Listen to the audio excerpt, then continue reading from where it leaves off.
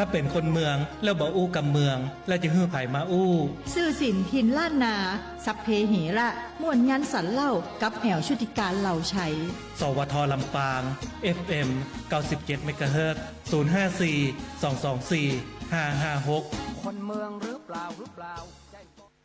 คนเมืองแม่นก่อนะเจ้าถ้าเป็นคนเมืองต้องอู้เมืองแกว่นถ้าบอกเป็นคนเมืองแล้วอู้เมืองแกว่นดูได้เจ้าเก่งเลยนะแสดงว่าชอบแต่เลยอีเนาะสื่อสินทินล้านนาเจ้าสวทลำปาง FM 97 เมกะเฮิรตซ์สลากะแกว่นแป่งเพลงเนาะห้อมไผ่ห้อมมันสลารถกะแกว่นแป่งรถซ่อมรถไปเนาะรถเครื่องรถยนต์หรือว่าไผเป็นสลาอันอย่างนอกเหนือจากสลาแปลงเพลงมีพ่องก่อ สลาอู้จะใช่บัจใจเนาะสลาดีเจก็อีกกับบัจใจเห็นละคุณผู้ฟังเจ้าวันนี้วันที่16วันดีวันไหนๆก็เป็นวันดีแต่วันนี้วันพิเศษวันดีที่คนหลายๆคนรอคอยตั้งใจอีนะ บางคนตั้งใจนะวันเนี้ยตั้งใจแต่เดออีนะเจ้าซื้อสินทินและนาก็ขอคือคุณผู้ฟังที่ตั้งใจทุกคนเนี่ยสมดังที่ตั้งใจเอาไว้กันแล้วกันนะไผ่หวัง2ไผ่หวัง3ไผ่หวัง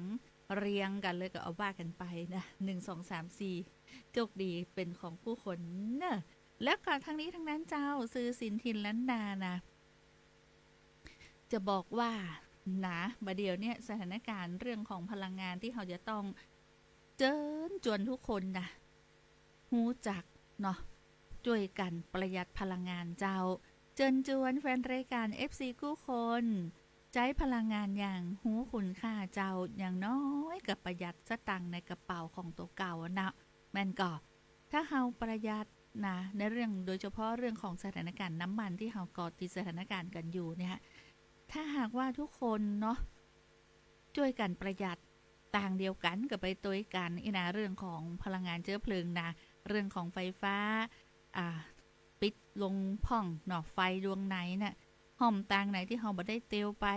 ห้องครัวหุงหาอาหารเรียบร้อยแล้วปิดหยานะดวงไหนที่บ่ได้ใช้งานกับปิดลงห้องเนาะนะหันผลเลยนะอย่างน้อยกระเป๋าตุงแน่นอนกระเป๋าตุงแน่นอนบอกกระเป๋าแบรนด์นะเจ้าถ้าเฮาช่วยกันประหยัดพลังงานเนาะเป็นบอกว่าน้ำมันทุกหยดหูใจหูรักษาเจ้าเขาจะได้อยู่กับพลังงานไปเมินๆเนาะมีพลังงานมีความสุขมันก็ถ้าเมื่อใดพลังงานหมดไปทุกคนก็อุ้ยมาช่วยกันประหยัดพลังงานอีน่ะแต่ถ้าเขาช่วยกันคนละไม้ลบมือคนนี้กับประหยัดบ้านนั้นกับประหยัดรถกันนั้นกับประหยัดน้ำมันไปตัวกันอีน่ะแน่นอนที่สุดเจ้าพลังงานก็จะอยู่เฮาไปเมินนะแต่ถ้าเฮา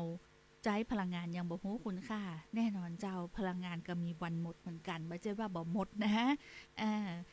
มีวันหมดเหมือนกันถ้าเฮาบ่ช่วยกันฮู้ใจฮู้รักษาเอาไว้นะแม่นก็น้ำมันทุกหยดนะเจ้าน้ำมันทุกหยดฮู้ใจฮู้รักษาเจ้าเฮาจะได้อยู่กับพลังงานไปเมินๆเนาะอย่างน้อยปรับเปลี่ยนพฤติกรรมในการขับขี่ในการขับรถทื่อจ้าลงบ่บรรทุกรถรถเฮาบ่เจอรถบรรทุกรถเฮาเป็นรถเก๋งเนาะ รถเฮาเป็นรถเก๋งมันก็รถเฮาเป็นรถมอเตอร์ไซค์อย่าบ่เจอรถบรรทุกเฮาก็บ่ควรจะบรรทุกเกินเช็คลมยางพ่องโดยเฉพาะหน้าร้อนจะเนาะอากาศร้อนๆนะเช็คดูลมยางรถของตัวเก่าตัวนะดับเครื่องยนต์เมื่อเฮาจอดรถไว้มันเหมือนนอกจากนี้นะเฮายังสามารถช่วยกันลดการใช้พลังงานด้วยการวางแผนการใช้เส้นต่างอย่างที่บอกต่างเดียวกันกะไปโดยการภายจะปิกตังสังขเตินนะต่างอำเภอเถินก็มาแวะครับน้องแอลปิกบ้านตัวเนอะ ภายจะล่องไปทั้งศพปราบเถินไม่ปิกตั้งใต้นะก็ไปโดยกันเนาะต่างเดียวกันไปโดยกันอันเนี้ยช่วยประหยัดพลังงานได้อย่างแน่นอนเจ้าและสถานการณ์ปั๊มน้ำมันอย่างบางปั๊มเนี่ยตอนนี้ทีมงานของเรากำลังไปสำรวจนะลงพื้นที่ว่าแต่ละปั๊มเรื่องของการสำรองน้ำมันเนี่ยเปิ้นมีมาตรการสำรองน้ำมันกันจะได้พ่องเนาะแล้วในช่วงตะวาและกับวันนี้มาเนี่ยมีพี่น้องประชาชนที่แห่กันไปเติมน้ำมันเนี่ยทำให้น้ำมันบางตัวหมดแต่ก่อนะยังดีเซลปั๊มนั้น หมดลงแต่ก็อีนะหรือว่าอยู่ในช่วงของการรอเพื่อนว่ารอที่จะมาเติมอีก่ออีนะเจ้าฟังเป็นบอกคือใช้ชีวิตตามปกตินะโดยเฉพาะพี่น้องประชาชนเนาะใช้ชีวิตตามปกติอย่าตื่นตระหนกแต่ว่าหูฮักษาไว้ตัวนะหูใจเพราะน้ำมันทุกหยดก็คือสตังค์ในกระเป๋าเฮาทั้งนั้นนะคุณผู้ฟังเจ้าช่วยกันประหยัดเนาะบอกว่าจะเป็นพลังงานเชื้อเพลิงพลังงานไฟฟ้านะจะเป็นอย่างต่างๆเนี่ยที่เฮามีความสุขอยู่กับพลังงานในรอบตัวเฮาทุกวันเนี่ยถ้าบ่มีไฟเฮาก็สุ่มมืดกะก็จะบ่มีความสุขเนาะเอาเดี๋ยวจะชาร์จแบตจะได้แบตเตอรี่รถกะแบตโทรศัพท์กะอันนี้ก็จะเกิดความตุกขึ้นมาละถ้าเฮาบ่ฮู้กันฮู้จักรักษาไว้อยู่กับเฮาเหมือนๆนะช่วยกันประหยัดพลังงานเนาะคุณผู้ฟังเจ้าหลายคนบอกว่าบัดเดี๋ยวนี้นะรถถีบเท่าอยู่ที่ไหนเนี่ยนะน้องแอลนะเอามาอย่างก็ปั่นละอีเนาะเอามาปั่นแล้วนะอีนะเอามาปั่นละอีดูประหยัดพลังงานแฮมบปอดีต่อหัวใจโดยปั่นรถถีบไปบ้านเหนือบ้านใต้นะก็โทษรถถีบไอ้หยังรถถีบแม่บ้านนะที่มีซ่าตัวนี้ที่มีซ่าตั้งหน้าเนี่ยซื้อหัวใส่ซ่าหน้ารถนี่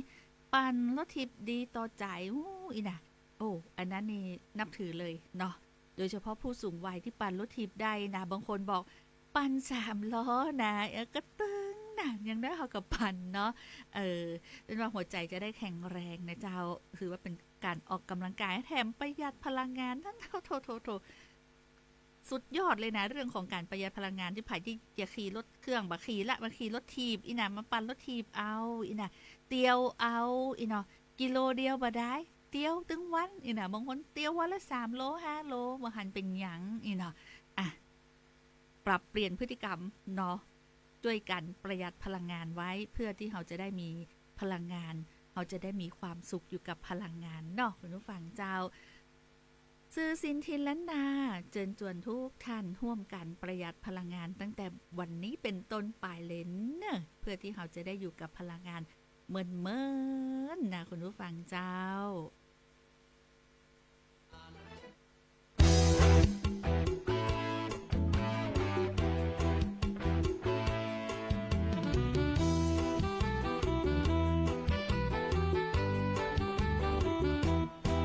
10 นิ้วจะไว้สากราบนก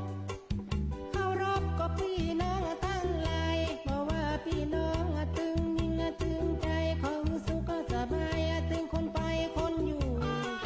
ตัวข้าเจ้าจะเล่าให้ฟังเรื่องขี้เล่าแถมกำน้องบ่ใจขี้อู้ตามที่เคยหันตามที่เคยหูน้องจะเล่ามาสู่พี่น้องคนฟัง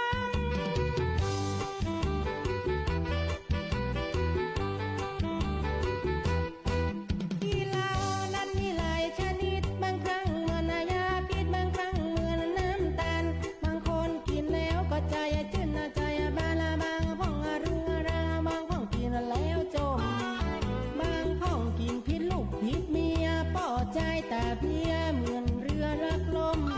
ปากออกมาขี้แห่มันจิ้นส้มแต่ใส่โมโมอย่างอีก็มี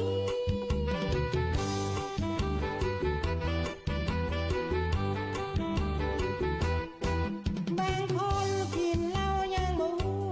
ผู้สุภาพมาเรียบร้อยดีลีกินเหล้าแล้วใจแม่ปากดีเวียกการได้มีช่วยปั้นเหียกูแย่งเมาแล้วอาบน้ำเข้านอนหัวใจเจ้ามอนบ่เคยอ้างว้างมันคงไปเป็นนั่นนี่ก็ลูกจ้างกินดีเหียย่างภายในก็เอ็นดู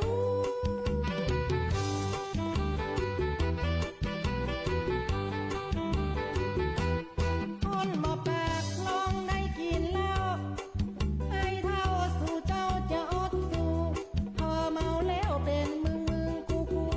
ข้าเจ้าเคยหูเคยหันแล้วลายแห้งคนบ่ปากเปิ้นวันเน็ตเต็มที่บ่เชื่อดูทีบ่ใจอู้เกรงเล่าต่อ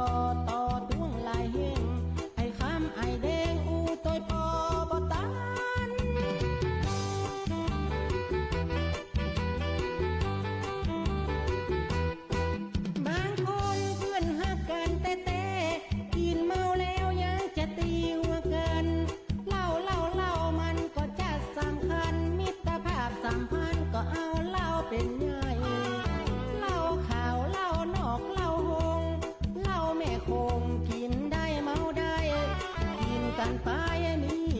ใจจะไปว่าขี้ใหญ่เมืองใหญ่มันบ่ดี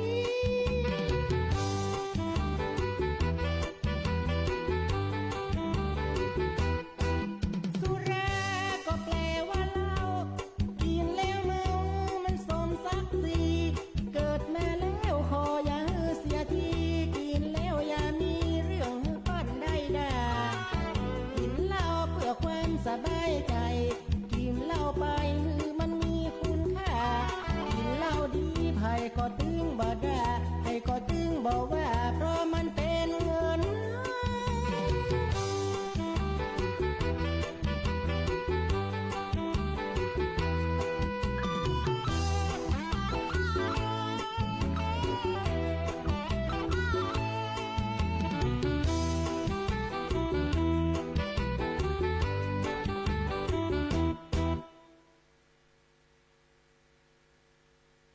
คนเมืองหรือเปล่า ถ้าเป็นคนเมืองแล้วบ่อู้กับเมือง แล้วจะฮื้อไผมาอู้ ซื่อสินทินล้านนาสัพเพเหระม่วนงานสันเล่ากับแอวชุติการเหล่าชัย สวทลำปาง FM 97เมกะเฮิรตซ์054 224 556คนเมืองหรือเปล่าเจ้าในช่วงเช้าที่ผ่านมาต้องขอสุมมาคุณผู้ฟังตัว เนาะในช่วงของ97เรดิโอเปิดเพลงไว้เนื่องจากว่าผู้บริหารเนาะมาตรวจในส่วนของการตรวจประเมินสวทดีเด่นเนาะประจำปี 2568กะเนาะเพราะว่าเป็นปี69นะเจ้าก็เลยเป็นที่มาที่ไปให้คุณผู้ฟังได้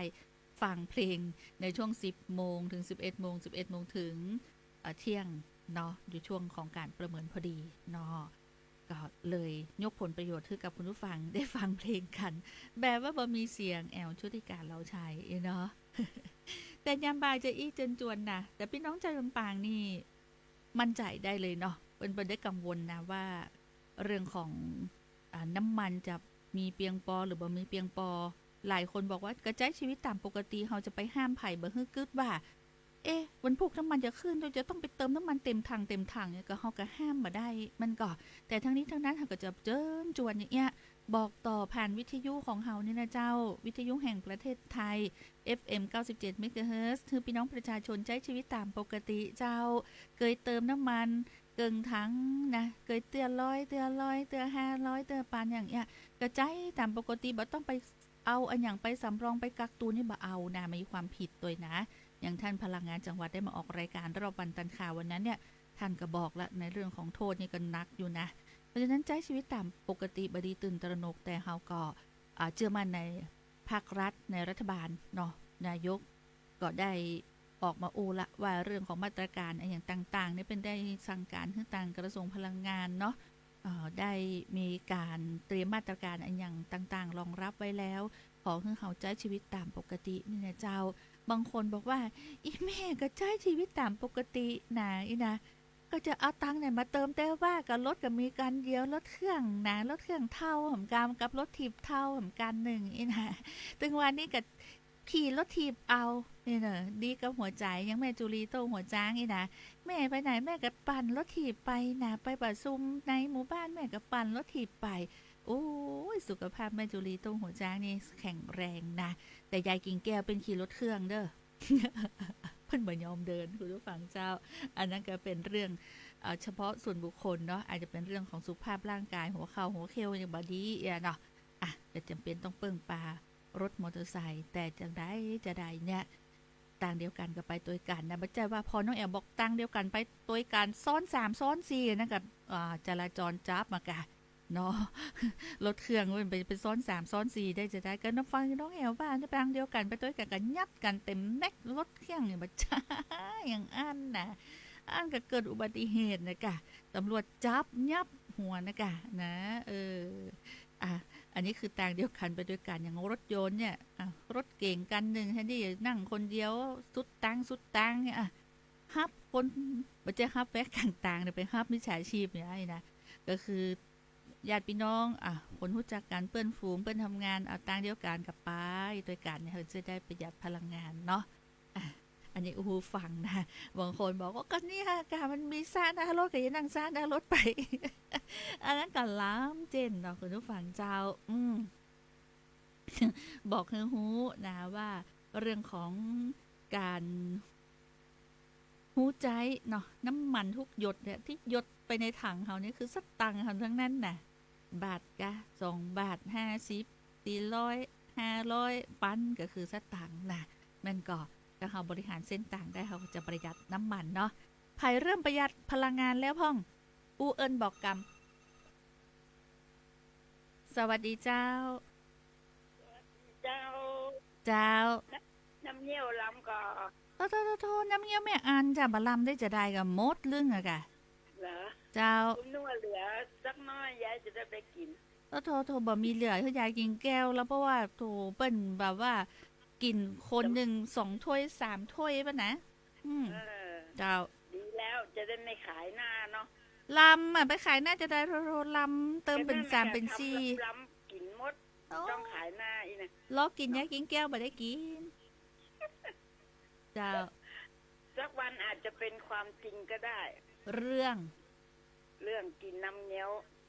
ฝีมือยายกินแก้วนี่น่ะ เจ้า เจ้า ไม่มีใครเหมือน แล้วไม่เหมือนใคร และไม่เหมือนใคร เจ้า ทำให้อร่อย เจ้า โอ้ยายทำน้ำเงี้ยวมีก็คนกินชอบถึงนั่นน่ะ เจ้า แล้วยายกินแก้วถึงวันนี้ประหยัดพลังงานจะได้พ่องฮู้แล้วว่ายายกินแก้วมีฝีมือเสน่ห์ปลายจะวักเรื่องการย่ากิน แล้ว ประหยัดพลังงานจะได้ถึงวันนี่ มันก็บัจเจได้ออกบ้านถึงวันนั้นเสียการน้ำไม่ได้เสียการน้ำมันแต่เสียการโซเฟอร์เนาะ ต้องจ่ายเลยเนาะเพราะรถต้องเติมน้ำมัน เออ เจ้า แล้วอยู่ที่บ้านเนี่ยปิดไฟพ่องก่อ โอ้ยจะเปิดอย่างห้อนจะตายนี่พัดลมเนี่ยมันเปิดเลยนี่ โถแล้วไปอยู่ที่ไหน อาศัยลมจากต้นไม้อะน้อง ต้นไม้นักเนาะ ต้นไม้นะ เจ้านี่คือวิธีประหยัดพลังงานไปอยู่ปื้นก็ไม้แม่วันเนาะ แล้วฝาบ้านก็ห่าง คือลมปิวเข้าในบ้านอี ๆจะ จนหันภาพเลยเนาะ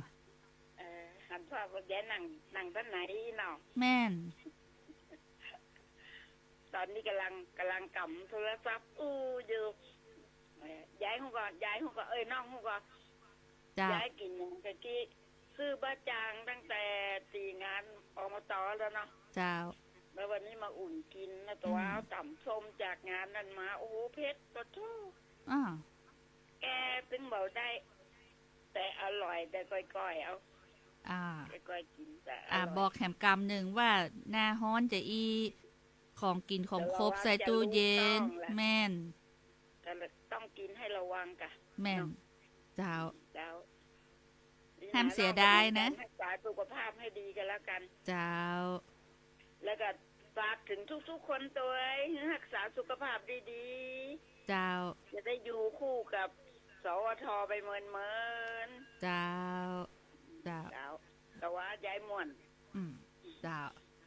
ยายกินแก้ว ยายบอกว่ายายปิดไฟหมดนะ อยู่ปืนเข้าไหม อีน่ะแม่ตอนเนี่ยแบบมีการเปิดไฟอะฮ้อนจะตายบ่ตาย อีน่ะดูกำเมืองออกมาฮ้อนจะตายบ่ตาย เจ้าของกิจการปั๊มน้ำมันล่าสุดไปทางใต้พ่องเนาะเฮาอยู่ภาคเหนือไปติดตามสถานการณ์ทางใต้จากเพจของกรมประชาสัมพันธ์เมื่อ5 นาทีที่ผ่านมาเจ้าของกิจการปั๊มน้ำมันในพื้นที่อำเภอเมืองปัตตานียืนยันปริมาณน้ำมันเชื้อเพลิงยังมีเพียงพอต่อความต้องการของประชาชน หลังมีข่าวว่ามาตรการตรึงราคาน้ำมันของรัฐบาลจะสิ้นสุดลงในวันที่17 มีนาคมนี้อันนี้คือจากการข่าวที่เป็นข่าวลือกันนี่นะแล้ววันนี้เจ้าในช่วงเที่ยงเกิงที่ผ่านมานางทัศวงบุญธรรมประชาสัมพันธ์จังหวัดปัตตานีนะเจ้าพร้อมเจ้าหน้าที่ลงพื้นที่ตรวจติดตามสถานการณ์การจำหน่ายน้ำมันเชื้อเพลิงและสถานีบริการน้ำมันในพื้นที่อำเภอเมืองปัตตานีตรวจติดตามสถานการณ์การจำหน่ายเชื้อเพลิงนะเจ้าเพื่อกำกับดูแลด้านราคาและตรวจสอบปริมาณน้ำมันคงเหลือบางทีส่งผลกระทบต่อประชาชนผู้บริโภคเจ้าซึ่งทางด้านนายวิโรจน์รัตะไพบูลย์เจ้าของกิจการบริษัท STC ปิโตรเลียมจำกัดเปิดเผยว่าบัดเดี๋ยวนี้สถานีบริการยังคงจำหน่ายน้ำมันในราคาเดิมโดยแนวโน้มราคาขึ้นอยู่กับบริษัทผู้กำหนดราคาเป็นหลัก ขณะเดียวกันรัฐบาลก็ยังคงดูแลพยุงราคาพลังงานอยู่เพื่อบรรเทาผลกระทบต่อประชาชนแต่ว่าจะได้ก็ตามต่างสถานีบริการได้บริหารจัดการเบื้องต้นโดยจำกัดวงเงินการเติมน้ำมันสำหรับรถยนต์กันละ500ถึง 1,000 บาทเพื่อกระจายน้ำมันให้ทั่วถึงและป้องกันไม่ให้น้ำมันหมดถังโวยจนเกินไป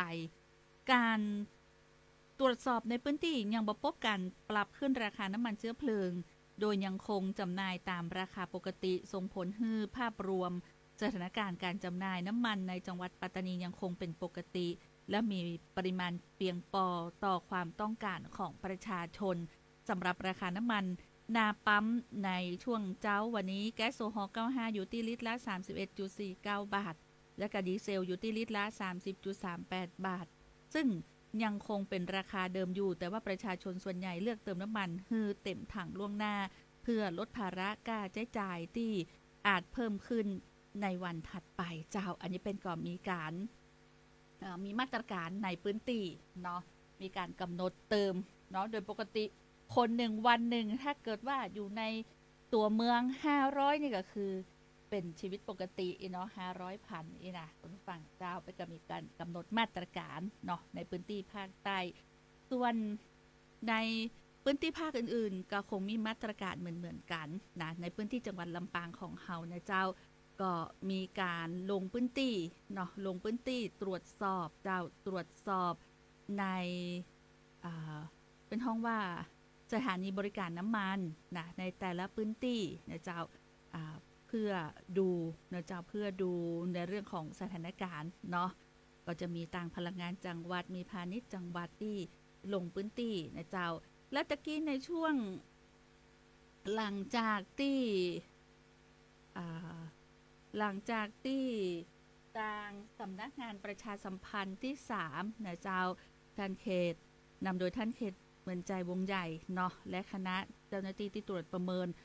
มาตรวจที่สวทลำปางที่ห้องประชุมสวทลำปางเรียบร้อยแล้วปุ๊บทีมงานของเฮาเจ้านำทีมโดยหัวหน้าแก้มยุ้ยกัญจนาอินทาฟูปิงของเฮาแล้วก็มีดีเจก้อยอัชราพรกัญจนกุลปวงจันทร์ดีเจบรรหารสุยะลงพื้นที่ไปติดตามสถานการณ์สดๆเลยที่สถานีปั๊มน้ำมันในพื้นที่จังหวัดลำปางของเฮาเนาะเพื่อติดตามสถานการณ์และก็ดูว่าพี่น้องชาวลำปางเนี่ยมีความวิตกกังวลอันยังพ่องก่อในเรื่องของการเติมน้ำมันเนาะใน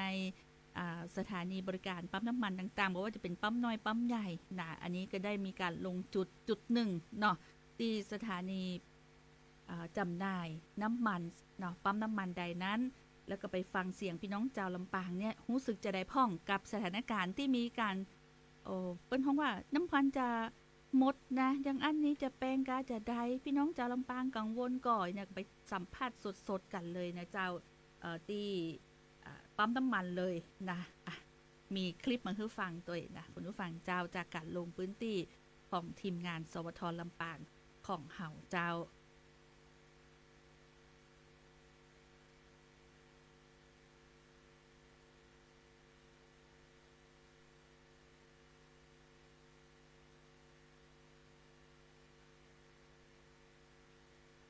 มาเจ้าลืมไปว่าคอมนี้เสียงมีปัญหาเดี๋ยวกันเด้อถ้าเสียงมาแล้วเดี๋ยวเราจะให้ฟังเสียงนะเจ้าว่าการลงพื้นที่เนี้ยของพี่น้องที่ไปใช้บริการที่ปั๊มน้ำมันเป็นจะได้นะคุณผู้ฟังเจ้าหลอกกันนะลืมไปว่าคอมหนึ่งนี่เสียงหาย แล้วก็ไปคลิกแหมกรรมหนึ่งก็ไปมีกับเสียงบะหมี่กะคุณผู้ฟังเจ้าเป็นจะอ่านไปนะเดี๋ยวเรากำจะได้ฟังเสียงสดๆเลยนะว่าการลงพื้นที่เนาะการลงพื้นที่ที่ไปสัมภาษณ์ถึงพื้นที่เนี่ยที่ปั๊มน้ำมันเนี่ยเนาะเจ้าเมื่อเกินชั่วโมงที่ผ่านมาได้เนี่ยพี่น้องประชาชนเป็นจะได้พ่องพี่ตกกังวลก็กับสถานการณ์เนาะในพื้นที่ของเฮาน้ำมันเป็นจะได้อินะเจ้าคุณผู้ฟังเดี๋ยวจะให้คุณผู้ฟังได้ติดตามเขาฟังกันเนาะแม่ก็มาเข้าใจว่าเกิดอะไรขึ้นอีน่ะมาเป็นอย่างคือฟังเพลงก่อนลืมไปว่าคอมนี้เสียงเป็นอย่างหูอ่ะ บารอแต่พอว่าก่ายฟังเพลงก่อนเนาะ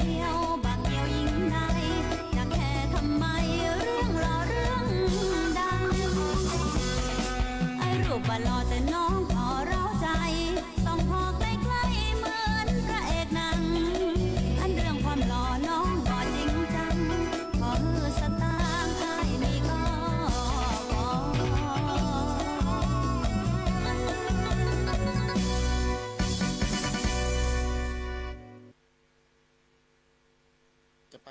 ห้างชัดครับมาจากวังเหนือครับจะไปห้างชัดครับแต่ผมบอกว่าเติมไป80นะครับบนได้กับมดครับใกล้จะมดเขาก็เติมไว้นะครับปรับเปลี่ยนวิธีการเดินทางครับจากเป็นรถยนต์เขากับปรับเปลี่ยนเป็นมอไซค์เพื่อประหยัดค่าน้ำมันลดลงไปปั๊มน้ำมันถุงจีเจ้าก็คือน้ำมัน9591ยังมีอยู่นอกจากนอกบ่มีการหมดก็คือน้ำมันแต่มันมีเยอะอยู่เจ้าไม่ต้องกลัวหมดก็ต้องหลู่กันเติมอ่ะเพราะน้ำมันมันมีอยู่แต่มันจำกัดหน่อยอย่าเอามา 2,000 ลิตรมันก็หมดก็คือหมดมันผูกก็มีมาแหมเนี่ยเจ้ามาจากวังเหนือครับฟังเสียงเนาะพี่น้องประชาชนปรับเปลี่ยนการใช้รถนะจากใช้รถยนต์ก็มาขี่รถเครื่องประหยัดน้ำมันได้นักเลยเติม80 บาทเต็มถังมดก็เติมใหม่อีนะบ่ได้กักตุนบ่ได้สำรองอันหยังนะเจ้าก็ใช้ชีวิตตามปกติเพียงแต่ปรับการใช้ชีวิตเนาะโดยการประหยัดพลังงานต่างเดียวกันไปโดยการซ่อนรถเครื่องไปด้วยกันนะเจ้าจากการเติมน้ำมันรถยนต์นี่ก็ต้องเสียนักกว่าอยู่ละเนาะก็บ่ต้องกังวลนะเจ้าว่าน้ำมันเฮาเนี่ยยังมีแต่เรื่องของการที่เขาไปเติมไปเติมเนี่ยน้ำมันก็หมดกะบางปั๊มเนาะแล้วก็บ่ต้องไปโตดไปแล้วเนาะบางทีเป็นเขียนป้ายชัดเจนละว่าอยู่ในช่วงของการรอรถที่จะมาเติมน้ำมันกับปั๊มอยู่คือรอรถมาเติมเพิ่มเติมอยู่ระหว่างการรอเนาะก็ต้องเข้าใจตัวเพราะเขาไปเติมเนี่ยจากปกติเขาก็เหมือนเจ๊ว่าไปเติมเต็มถังเพราะว่าน้ำมันเป็นอย่างอันอย่างนี้ปุ๊บก็แห่ไปเติมกันเต็มถังมันก็ต้องหมดนะกะคุณผู้ฟังในวันนั้นนะแต่เป็นการมีการเอามาเพิ่มเติมว่าอยู่ในระหว่างรอการเป็นเพราะว่ารอรถมาเติมนะมันก็ แต่ต้องระวังตัวในช่วงนี้อาชญากรรมออนไลน์เตือนพี่น้องประชาชนไว้ตัวเพื่อระวังมิจฉาชีพที่อาศัยกระแสสงครามเนี่ยหลอกแจกคูปองเติมน้ำมันฟรีศูนย์ต่อต้านอาชญากรรมออนไลน์นะเจ้าแจ้งเตือนพี่น้องประชาชนเพื่อระวังกลโกงออนไลน์รูปแบบใหม่ที่อาศัยกระแสสถานการณ์ความตึงเครียดของโลกและกะราคาน้ำมันที่ผันผวนเจ้าเป็นเครื่องมือหลอกลวงโดยมิจฉาชีพจะส่งข้อความหรือว่าโฆษณาปลอมชักชวนว่าแจกคูปองเติมน้ำมันฟรี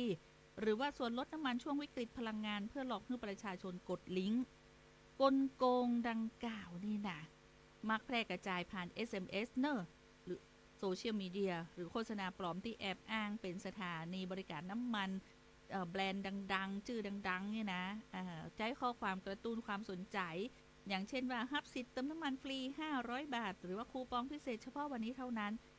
เพื่อเห่งเหยื่อในกดลิงก์โดยบัตรตันตรวจสอบเนาะศูนย์ AOC ขอแนะนำประชาชนให้ระมัดระวังการกดลิงก์จาก SMS หรือโฆษณาที่บ่น่าเชื่อถือไว้โดยเนาะบ่ควรกรอกข้อมูลบัตรรหัสผ่านหรือ OTP ในเว็บไซต์ที่บ่แน่ใจพร้อมทั้งตรวจสอบโปรโมชั่นผ่านเว็บไซต์หรือเพจต่างการของบริษัทเต้าอั้นนะเจ้าทั้งนี้หากว่าประชาชนถูกหลอกลวงทางออนไลน์สามารถแจ้งระงับบัญชีและขอความช่วยเหลือได้ที่สายด่วน AOC 1441หรือแจ้งเบาะแสนะเจ้าแจ้งเบาะแสข่าวปลอมอาชญากรรมออนไลน์ผ่านสายด่วน1111ตลอด24ชั่วโมงนะเจ้าแล้วระวังตัวบ่มีของฟรีในโลกนะเนี่ยเป็นมิจฉาชีพหลอกเรากดลิงก์แล้วเราก็จะสูญเงินนะคุณผู้ฟังเจ้าเนาะซื้อสินทินล้านนาโอ้ยเวลากระโวยแต่คุณผู้ฟังเจ้าบางคนบอกอันนี้กับประหยัดพลังงานนะฟังสื่อสินทินล้านนากับสวทเนี่ย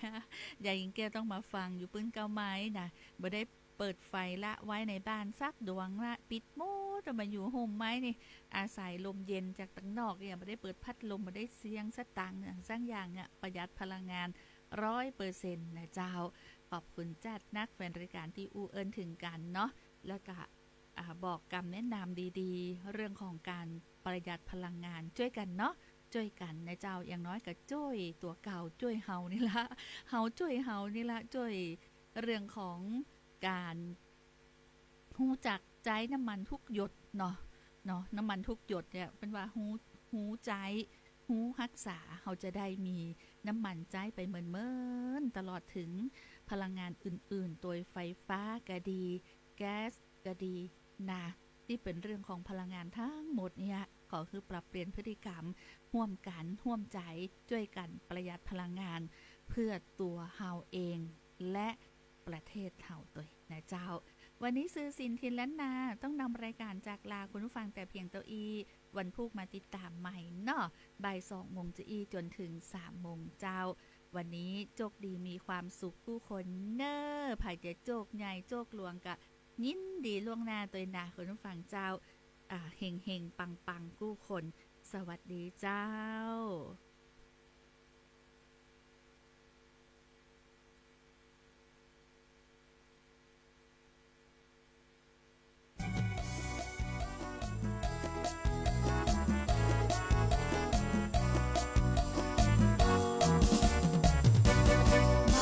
สมัยในยุคไฮเทคชอบหลอกเด็กๆทำเก๊กทำเครื่องชอบล้างชอบหลานงานไม่เป็นเรื่องคุยตัววางเรื่องเฟื่องฟุ้งเฮฮา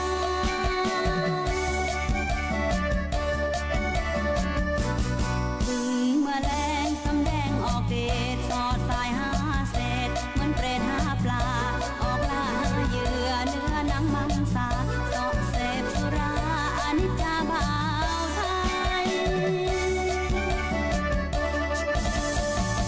ช่วยเหลือสัง